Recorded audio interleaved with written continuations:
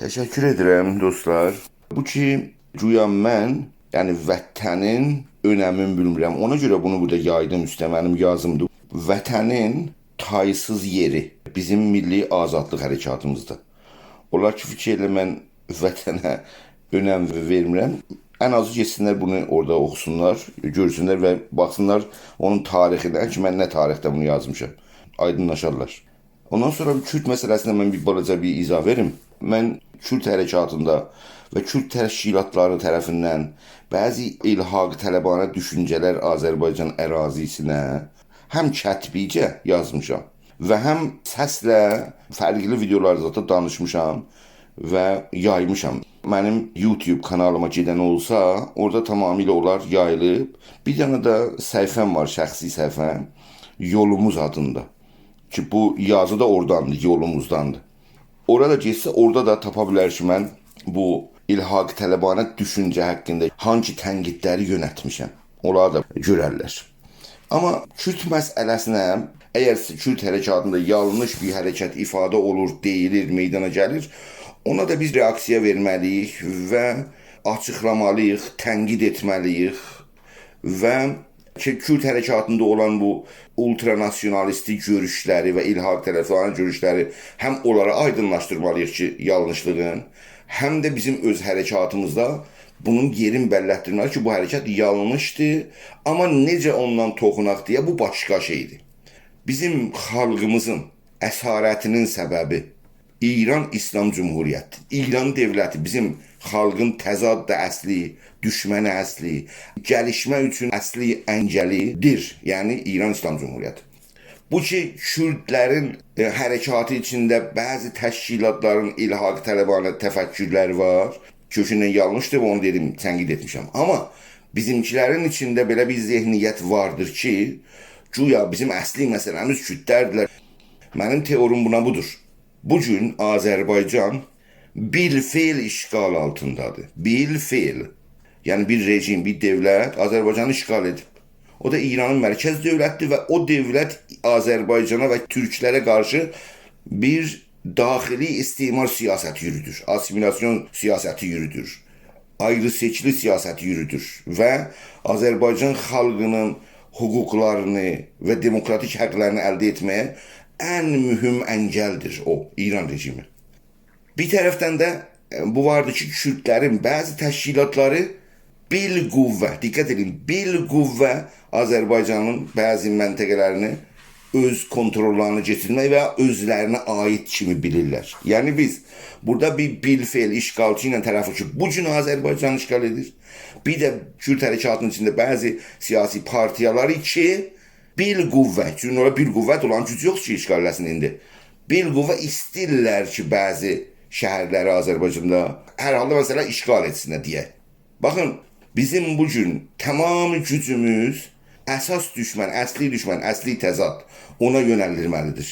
Əgərsə hərəkatımızın əsli məqsədi İran rejiminə yönədilirsə, Kürdlər də istər istəməz.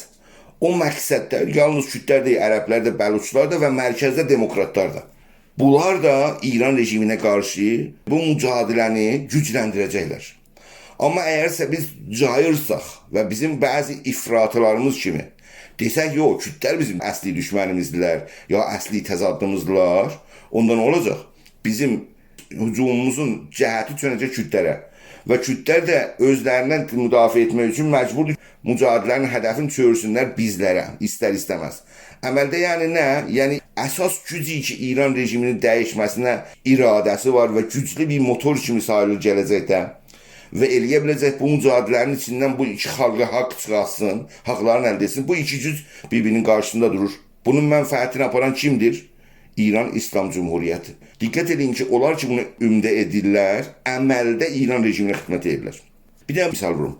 Desək, bizim 100 dənə əskərimiz var. Heç bir siyasi cünbiş və hərəkət yoxdur ki, onun belə sınırsız gücü olsun. Heç bir dövlət də yoxdur dünyada ki, sınırsız gücü olsun. Amerikanın da sınırsız gücü yoxdur. Deyək, bizim sınırlı gücümüz 100 dənə əskərdir.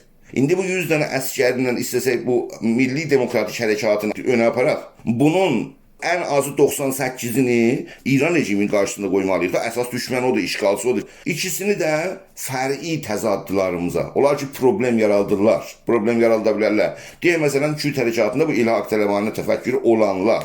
İkisin, birin. Amma 98-in hara yönətməliyik? İran İslam Cumhuriyyətinin ki, bugün Azərbaycanı işğal edir. Bugün. Bu əsas teorimiz budur. Sual da budur.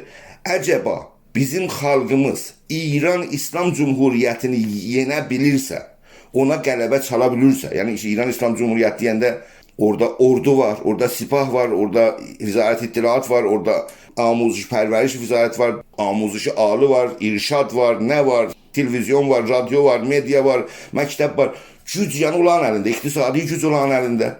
Əgər biz onlara qələbə çala bilirsək, yəni Türk xalqı, bu gücün qarşısında Kürt hərəkatı içində bu partiyalar ki, belə bir iddialarda bulunurlar, Urmiyə bizindir. Bu Kürt hərəkatı, bu hərəkətin, bu güclü hərəkətin qarşısında bir təşəbbüsə qalxa bilərmi?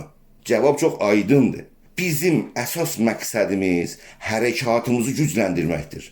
Hərəkatımız güclənirsə ki, eləyə bilsin İran rejiminin qarşısında, yəni dev İran rejiminin qarşısında haqlarını əldə etsin, belə bir siyasi güclü hərəkatın qarşısında Kürt hərəkatı ilhaq tələbanə təfəkküründə olsa da heç bir təşəbbüsdə buluna bilməz. Hətta mənim bir yazım var, danışığım da var. Mən Kürt xalqı ilə bizim hərəkatla Kürt hərəkatının arasında heç bir savaş, gərginlik hətta gərginlik olmasın deyə bir fikrim vardı. Ki bizim hərəkatımız güclü olursa gerçəkləşdirə bilər. O da budur ki, biz Kürt hail xəttə, o mərzlər, o şəhərlərdə, o kəndlərdə ki, biz yəni Kürdistanın hail və mərzi, hərəkatımız gücü olursa, o sınırlardan silahlanmalıdır. Silahlanmalıdır, savaş üçün yox. Silahlanmalıdır ki, özünü hazırlasın, Kürdlərə hücum gətirsin, yox. Silahlanmalıdır ki, o iki güc birbirinin qarşısında durandakı ikisi də silahlıdırlar, bir-birinə davrananda təmkinli davranırlar. Onu Amerika ilə Sovyet Birliyinin arasında silahlı sülhü deyirlər. Sülhü müsəlləh. Hər iki tərəf bilir ki, hər iki tərəfin atom bomb var. Bu ona həmlə eləsə, o da həmlə eləyə bilər. Ona görə heç zaman bir-birinə geçməzlər. Fikrim budur ki, hərəkət güclənirsə, belə bir təşəbbüsdə bulunursaq, heç vaxt biz ilə Kürt hərəkatı arasında heç zaman hətta bir dana güllə atılmaz. Və hər iki xalq da sakinlikdə yaşayır. Əgərsə problemi varsa, bu problemi biz yox. Bizlər heç mandat sahibi deyirik. Partiyalar bir mandat sahibi deyil. Azərbaycanda milli məclis qurulmalıdır. Kürdistanda da onların öz milli məclisləri olmalıdır. Bu milli məclisin mandatı var ki, bir komisyon seçsin. Əgər bəzi ərazilərdə, kətlərdə filan da ixtilaf var, bu komisyonların haqqını geçsinlər. Kürdlərin tərəfindən, Kürdlərin məclisindən gələn komisyonlar otursunlar müzakirəyə bir məsələni özləri necə bilirlər, elə həll etsinlər. Partiyalar bugün filan topraq bəhsini meydana çəkə bilməzlər heç kəs. Kimsənin haqqı yoxdur, kimsənin üçün mandatı yoxdur. Bu Kürd məsələsinin haqqında mənim sözümdə, hətta əgərsə ixtilafımız varsa, əvvəl öz milli məclislərimiz tərəfindən komisyon məsələsini həll etməliyik. Yoxdursa bir müəyyən daxili dadqaha məhkəməyə getməliyik. Filan kən bu tərəfinkidir ya o tərəfinkidir. Yox, daxili məhkəmə razı deyiriksə, bir dənə beynəlxalq alanda məhkəməyə gedib və sənədlərimizi oraya qoymalıyıq. Və bu vasitə ilə demokratik vəsitə problemimizi həll etməliyik. Savaşla yox. Ümumiyyətlə, mən bir başqa, biraz uzandı, bir başqa məsələ deyim. Kürt məsələsi haqqında yanlış düşüncə bizim hərəkatımızda Kürdlərə qarşı Türkiyədə olan zehniyyətə dayanır. Türkiyədə bir Kürt məsələsi var. Bu Kürt məsələsini Türkiyə devlətinin görəvindədir ki, həll etsin. Bizim açımızdan Türkiyədə Kürt məsələsi həll olmayınca Türkiyə devlətinin diqqəti İranda türklərə cəlb olmayacaqdır. Çünki əgərsə Kürt məsələsi varsa, deyəcək mən İrana müdaxilə etsəm, İranda bu Türk məsələsinə baxsam, onlar da gəlib Kürdlərə yardım edəcəklər burada. Ona görə Türkiyənin bir pasiv siyasəti var İran-Türk məsələsində. Azərbaycan da o cür deyilər. Amma Türkiyənin bu pasiv siyasəti Türklərə qarşı İranda bir aktiv siyasətə çevrilsin deyə Türkiyə demokratikləşməlidir. Türkiyənin demokratikləşməsinin bir yönü də Kürt məsələsində çözüm bulmalıdır. Biz bunun tərəfdarıyıq ki, Türkiyədə Kürt məsələsində çözüm bulunsun və çözülsün və çözüləndən sonra istər-istəməz Türkiyə devləti Azərbaycanla, İranda yaşayan türklərə diqqət yetirib lazım olsa yardım da edə bilər. Amma bu durumdakı onların özlərində belə bir problem var. Belə bir yardımdan ummaq nəticəsiz və sonucsuzdur. Amma bizimkiləri ki bu zehniyyəti gətirirlər. Yəni Türkiyə dövlətçiliyi açısından Türkiyə dövləti Kürd örgütündən savaşır. Güya biz də İranda Kürdlərlə elə bir davranışda bulunacağıq. Bu çox yanlış bir siyasətdir. Biz İran çərçivəsində təzadları dərəcəbətli eləyəndən sonra o təzadlarla düzgün rəftarımız əsasında məncə çox düzgün nəticə alırıq. Amma yenə bir son cümləm bu olsun ki, bizim ehtiyacımız var, hərəkatımız güclənsin, təşkilatlansın, təşkilat yayılsın cəmaatimiz içində.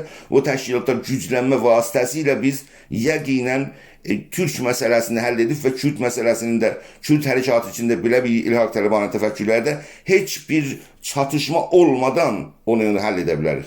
Belə düşünməyimiz hamımıza faydalıdır. Çox sağ olun.